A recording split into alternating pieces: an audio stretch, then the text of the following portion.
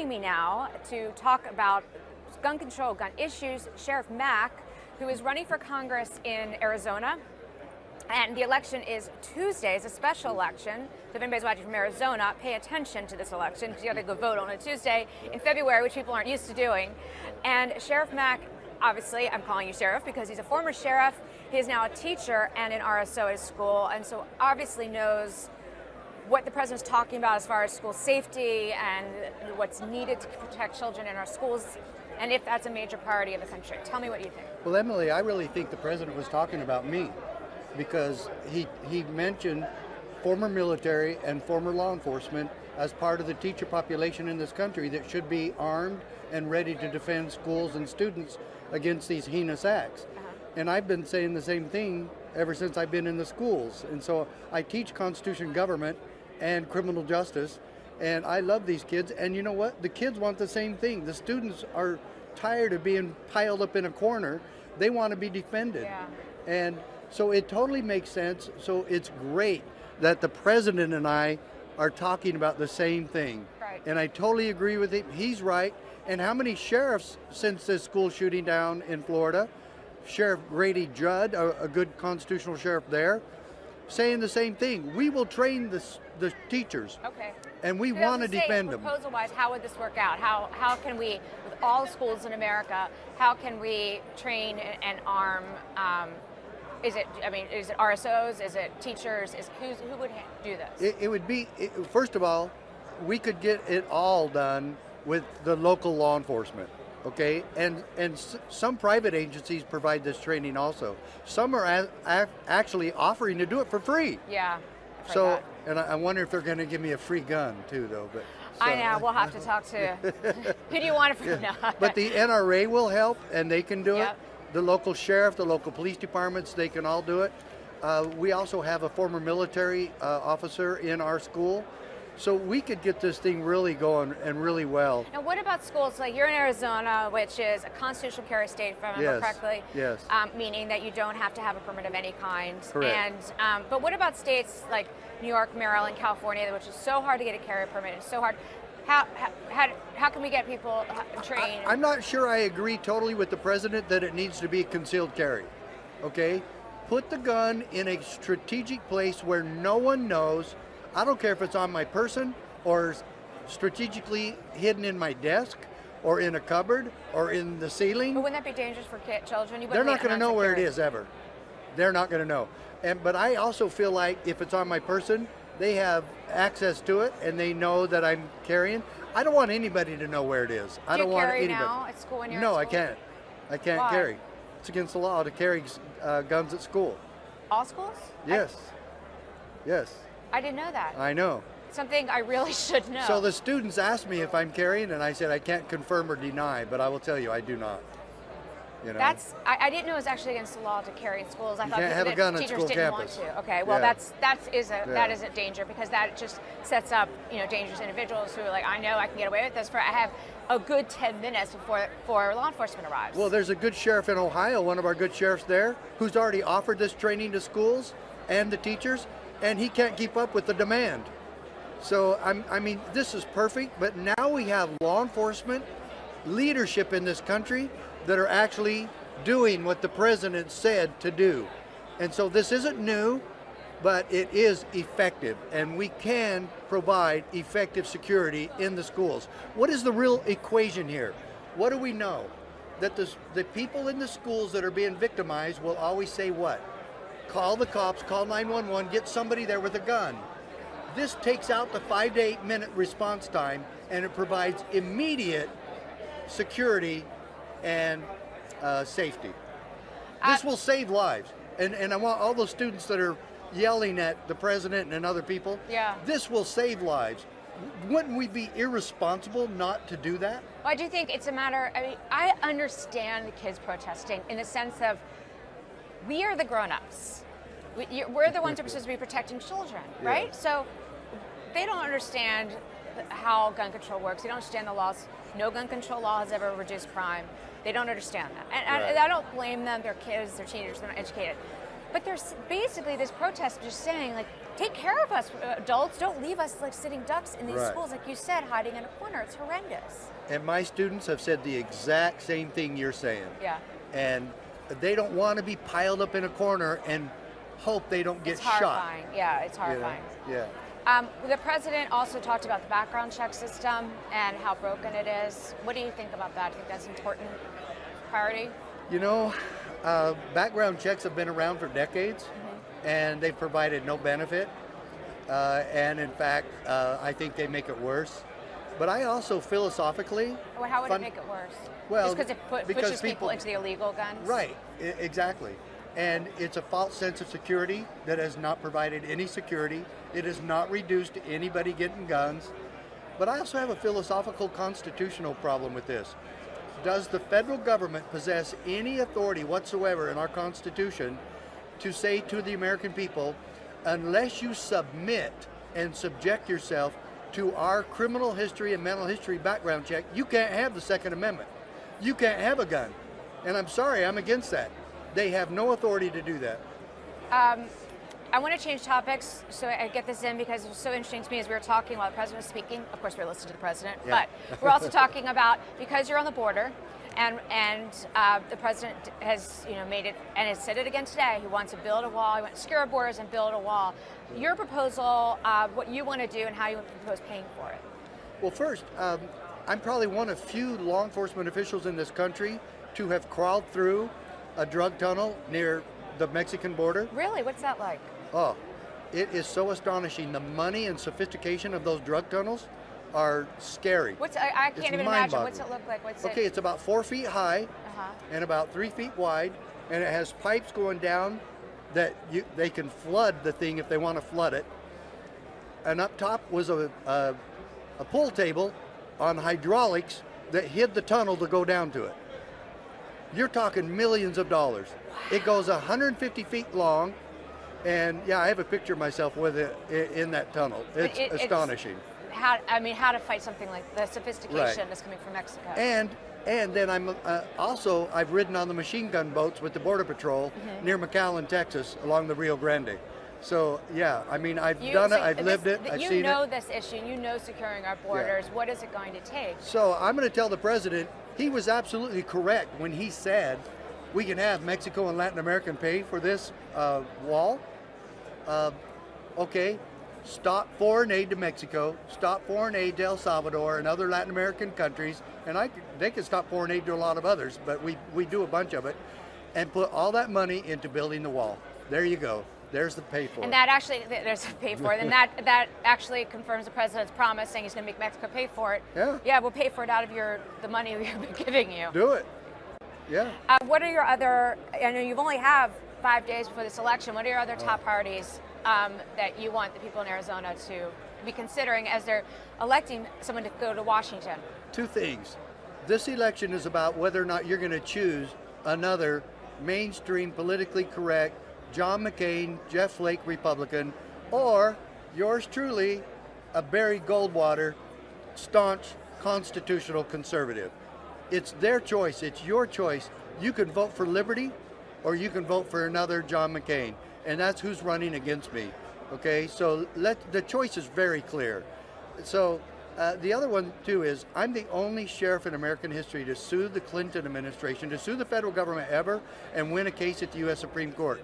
People ask me, What? why did you do that? Tell us about the case. It was on the Brady bill. I defended our state against gun control and against the overreach of the Clinton administration. I actually sued the Clintons and lived to tell about it. And I did. I won. Right. Just Google Mack versus U.S. Okay. Okay. It's an amazing case. And guess who wrote it?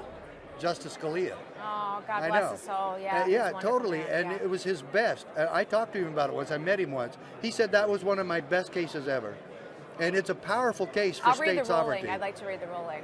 And so people ask Emily, why did you do that? That's a sheriff. That's not what you're supposed to do. You're supposed to help ladies across the school and and blah blah blah. Okay, I took an oath to stand for the Constitution. I did that for liberty. I'm running right now for liberty. It's the same thing. And now the people of Arizona in District 8 get to vote for liberty. put liberty first. And I am telling you right now, there's not going to be one penny from this guy of deficit spending. I hate the $21 trillion debt. I hate deficit spending. And for the Republicans to continue deficit spending is an outrage. It has, as you point out, there's been the Congress just made a pretty big deal, budget deal for 2 years that is going to worsen our national $20 trillion debt. Now, and I'm going to tell you this. If national debt doesn't matter to the Democrats or the Republicans, then why are any of us paying taxes? Just add that to the national debt and leave us alone and let us keep all our money. Right. No more taxes. Because if they don't care, just add it. Okay? They don't care, so quit taking my money. Add it to the debt. And what do you hear people, obviously you just mentioned earlier, Arizona, such a conservative state has been, and yet... turning purple. Yeah, what's going on? You know, I think that people are disenchanted because if you look at the demographics of the political structure, there's almost as many independents now as there are Democrats and Republicans. It's all pretty much even. Is it discussed with Washington? Where are these independents It's discussed coming from? with mainstream political correctness. And they're tired of Democrats and Republicans doing the same stupid damn stuff. And that's why. Yeah. And I mean, no one's going to defend politicians, no No. offense, but doing stupid stuff. Yeah. There is nobody in America except for politicians doing stupid stuff. So your race, you were saying there's, I think you said 12 Republicans? 12 Republicans running. In this race? There's about 4 or 5 with a real chance to win. Okay. And it's a bellwether, really, on this midterms, what we're going to see in these midterms. The midterms are, Republicans are scared of losing the House. Yeah. And I think having a race this soon now, February, is going to have a sign of what's coming. I think so. And I will tell you, this has been a Republican stronghold, but I fear the Democrats going to have a chance on this one. And I don't care who it is, me or one of the other candidates. Whoever it is, I think the Democrats have a shot this time for exactly what we've been talking about. Yeah. If Republicans are going to act like Democrats, it's going to cost them in the polls. Because Republicans won't show up Yeah. to vote. So on the topic, back just because you're such an expert on this, on the Second Amendment, the president's proposals, he has talked in the last few days since Parkland shooting at schools about improving background checks, about banning bump stocks, which are... That will have no effect on this at all. Right. It's been used once. Right. Okay, come on. Yeah. And I have to say I agree with you because but the public doesn't know what a bump, had never heard of a bump stock or pump. I hadn't either, and I've been around guns my whole life. I hadn't either until Las Vegas. But had you heard of bump? I mean, you heard the firing. Oh, of course. Okay, so explain. But I've never heard of bump stock. Right, it's just the gizmo to make it happen easier. It's a gizmo that turns a semi-automatic into an automatic. Not into an automatic. It just makes it fire faster. Right. But, Okay. But because if it was automatic. Same result. Right. Yeah. Do you, since you do know guns, explain how, even if we did ban bump stocks, how people can continue to play that little game with their belts and rubber bands? Well, the game is this. The whole game is centered around, well, let's make evil, mean guns against the law. Well, you want to be shot with a nice gun? I mean, none of the rhetoric makes any sense to me. The argument doesn't make any sense. Of course, liberals don't make any sense to me. They never have. Mm-hmm. I don't even know if they have common sense or logic anymore. Because let's look at the reality of this. Even the liberals want to call somebody there with a gun. So why don't we just have the gun there sooner? But they are totally against that. I know. But yeah, the bump stock thing, or you can make a semi-automatic into whatever you want it to be. It's real easy to change. Any mechanic, first grade mechanic can do it. Oh, I've seen, I mean, way before Las Vegas, I would just see it on YouTube, people standing in their farms, they attach something of string or something to their belt to make it just for fun, you know, like anyone does, like shooting things in your backyard. Yeah. It's not obviously not a major source of crime. We have 13,000 people killed from gun crime last year, which is high and actually has gone up. It's in the inner cities. It's handguns. It's 300 people killed by rifles, about 300 to 400 by shotgun. However, the president has proposed, or I don't know if he's formally proposed, but he has proposed as a concept the idea of raising the minimum, raising the age. For long guns, it's 18. For handguns, it's 21, as you know. That's federal law. Of raising just for quote unquote, he calls assault weapons to 21. What do you think about that? In the wake, obviously, of Parkland. You know, I'm going to have to say again, that's not going to change anything. Yeah. It's really not going to change anything because any of these criminals can go get a gun on the street anytime they want. They don't have to go through background checks. There's 350 million guns in this country. How does anybody think you're going to control that now? Right. You know, you can't shut the fence after the horses get out. It's not going to have any effect whatsoever. Oh, of course, the liberal media, the left, says, well, let's just do what Australia did and just ban all guns. I know.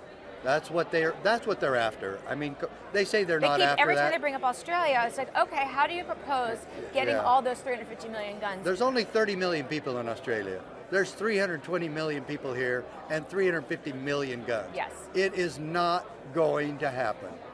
And I don't think they've thought this through that well. Oh, As they bring really? up Australia, and a lot of people know that it is intellectually stupid. Because you can't, it's, as you said, 30 million people on a massive island, completely spread out, Right. and they're like, so they can't have guns coming across the border like we do. Right. They can't, and it's a tiny little island. We are the most powerful country in the world. We are. And if you want a country to look at on just the opposite, how about Switzerland? Oh, 100% gun ownership. Everybody has to have an assault rifle in their home. And how many wars has Switzerland been in? 0. All right. Switzerland is never in a war. Can I use that? Because I never thought of that comparison. That is such a good comparison. I love 100% Switzerland. assault. I love Switzerland. Says no one ever. But that's true. 100% assault weapon ownership. Mandatory. Yep. And what I tell people, And they're nothing never happens worse. there. No they said, crime. well, They they have have no the crime. Alps defending them. I said, no, they have guns defending them. Right. Yeah. Right. Well, they on the quote unquote assault weapon. I understand that people want to do something, but massive confiscation will never be the answer. Yeah. So you're saying for schools, what really gun crime is inner city is gang violence, drug violence, that kind of stuff. And of course, we all want to reduce when it affects innocent people. You know, my sympathies aren't so much with the criminals, but with the innocent people who are killed in all of this. What can be done, if anything, to help people who are getting innocent victims of gun violence? Well, you know, we've had this saying, if you see something, say something. Yeah. Well, they did in this case. Yeah. The FBI got 2 notifications, did nothing, and then about over 30 times the police were called to this home where this thug lived. Okay? Yeah. They still don't do enough. We're talking about the Parkland shooter, to be clear. Yeah, and a psychiatrist even said after he's seen cutting himself with a razor that he's not a danger to himself or others. What lunacy. How many people that aren't a danger to themselves are cutting themselves and self-mutilation? And the FBI's out there, and the police are out there repeatedly. And they did nothing. This was a typical failure. This was a systemic failure. This was not the guns' fault.